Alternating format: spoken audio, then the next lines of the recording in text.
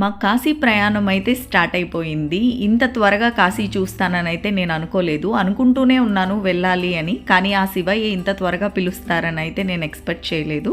ఫైనల్గా కాశీ అయితే రీచ్ అయ్యామన్నమాట. చూస్తున్నారు కదా, ఈవినింగ్ 3 కల్లా మేము కాశీ అయితే రీచ్ అయిపోయాం. ఇక ఈవినింగ్ ఏదైనా టెంపుల్స్ చూద్దామని చెప్పని బయటకైతే వచ్చామన్నమాట. ఇక్కడ మీరు చూసినట్లయితే ఇక్కడ రిక్షాలు కూడా ఎక్కువగా ఉన్నాయి కాశీలో. అలాగే ఆటోతో పాటు రిక్షాలు కూడా ఎక్కువగా ఉన్నాయి. సరదాగా రిక్షా ఎక్కుదామని చెప్పి, ఎప్పుడో మన చిన్నప్పుడు ఎక్కాం కాబట్టి మళ్ళీ రిక్షా ఒకసారి ఎక్కుదామని చెప్పి మేమైతే రిక్షాని చూస్ చేసుకున్నాం. ఇలా రిక్షాలో అయితే ఇక్కడ దగ్గరలో ఉన్న టెంపుల్స్ చూద్దామని వెళ్ళాం. మేము వెళ్ళిన టైంలో చాలా రష్ ఉంది. అసలు టెంపుల్కి 1.5 కిలోమీటర్ డిస్టెన్స్లోనే ఆటోలు కానీ రిక్షాలు కానీ అన్నీ ఆపేస్తున్నారనమాట. అంత రద్దీగా ఉంది. ఇక మేమైతే అక్కడ ఆగిపోయి ఈ పక్కనే మనకి మిల్క్ ప్రొడక్ట్స్తో చేసిన ఈ స్వీట్స్ని అయితే చూసాం. ఇలా రసమలైస్ అయితే వెరైటీ స్టైల్స్లో అయితే అమ్ముతున్నారు. ఇక మనం చూసి ఆగగలమా చెప్పండి. ఇంకైతే అక్కడ స్టాప్ అయిపోయాం. ఇదంతా మీరు చూసినట్లయితే ఎంత రద్దీగా ఉందో చూడండి. ఇక్కడే ఆటోలు రిక్షాలు అన్నీ ఆపేస్తున్నారు. ఇక్కడ నుంచి టెంపుల్ 1.5 కిలోమీటర్ అయితే డిస్టెన్స్ ఉంటుంది. మనం నడిచే వెళ్ళాల్సి ఉంటుంది.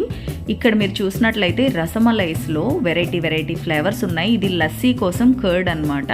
అలాగే ఇది కోవాలో రసమలై టైప్లోనే వేస్తున్నారు. ఇలా రసమలైస్లో డిఫరెంట్గా ఉన్నాయి. వాటి నేమ్స్ కూడా మనకి లాంగ్వేజ్ ప్రాబ్లం కదా, అంత తెలియలేదు. కానీ అన్ని టేస్ట్ అయితే చేసాము. ప్రైస్ కూడా చాలా తక్కువగా ఉంది. ఎవరైతే రసమలై లవర్స్ ఉంటారో వాళ్ళైతే హ్యాపీగా ఎంజాయ్ చేయొచ్చు అనమాట. ఎక్కడ పడితే అక్కడ ఇలాంటి షాప్స్ అయితే చాలా ఉన్నాయి కాశీలో. ఇక్కడ వీళ్ళైతే స్వీట్స్కి ఎక్కువ ఇంపార్టెన్స్ ఇస్తున్నారని అయితే నాకు అనిపించింది. ఎక్కువ మిల్క్ ప్రొడక్ట్సే ఉన్నాయి.